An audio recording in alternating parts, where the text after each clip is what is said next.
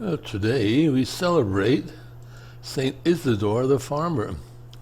Born in 1070 in Madrid in Spain, his family was poor and he worked as a farmhand owned by a rich man. He was very pious and such a good worker that the owner allowed him to worship daily in the chapel on his property, and because of this he was often accused by his fellow workers of neglecting his duties because he made prayer a higher priority.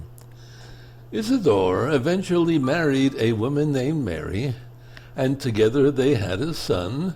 However, their son died while still very young, and through this they realized that it was the will of God for them to not have children, so they lived together chastely the rest of their lives, doing good works.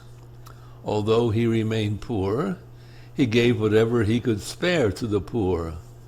One tale says that as he walked to the mill one day, he stopped and gave half of his corn in his sack to the hungry birds. By the time he got to the mill, his sack had miraculously filled up again. He died in 1130 of natural causes. Many miracles and cures have been reported at his grave, in which his body remains incorruptible. His wife, too, was canonized, Saint Mary de la Cabeza. He's the patron saint of agricultural workers.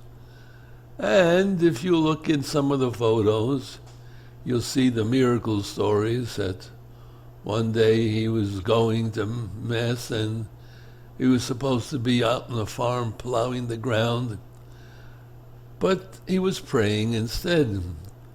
When the master found out about it, he went out to the field and looked.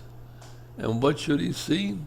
But an angel that was plowing the field for Isidore.